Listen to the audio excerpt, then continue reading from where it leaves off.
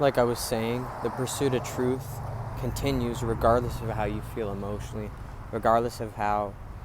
places are making you feel, regardless of how persons are making you feel, regardless of how things are making you feel. That pursuit of truth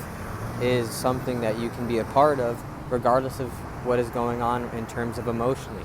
In fact, the way that places make you feel can key you into something as far as exploring the truth when it comes to pursuing the truth emotionally.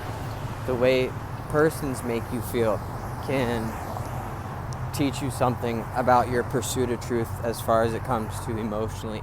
The way things make you feel can key you into and teach you something about your pursuit of truth when it comes to emotionally. And the way that you are having reactions to things, the way that you react to things are also a way that you can,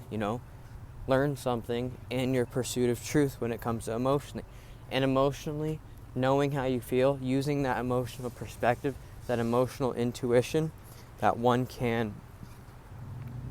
use in order to perceive the truth, in order to, view and perceive the truth in terms of what is really the truth, what is not just a delusionally perceived truth, but a truthfully perceived truth, if that makes sense to you guys. By using your emotional state of being to, let's say, uncover the truth, to use your emotional state of being in times of uncertainty or in times of unclarity, rather mentally,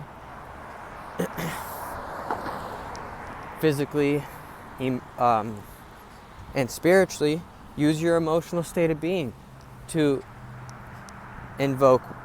your discovery of the truth. And by perceiving the truth and being in pursuit of the truth when it comes to emotionally, you'll be in a state of being when it comes to emotionally that is real. A state of being when it comes to emotionally that is in terms of your pursuit of truth, that is in terms of your benefit when it comes to you and your emotional state of being.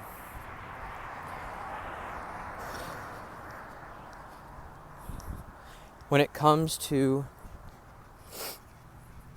spiritually being in a pursuit of truth, one can be on a path of discovery when it comes to spiritually, and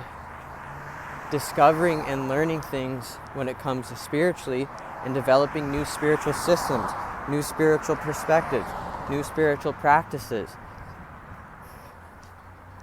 new spiritual ways of going about things that are having to do with the truth. And your pursuit of the truth when it comes to spiritually, your pursuit of the truth that is keen to your spiritual development, that is keen to your spiritual growth, that is keen to your spiritual development, that is keen to you spiritually expanding on the path that you're in and on the path that you have in life, and using not only that, but your spiritual intuition is already going to be the truth. If you are a spiritually powerful being, you're already going to be tapped into what is truth as far as when it comes to spiritually. So continuing on in that way of doing things and in that practice of spiritually, you will continuously be on a pursuit of truth. Stay strong,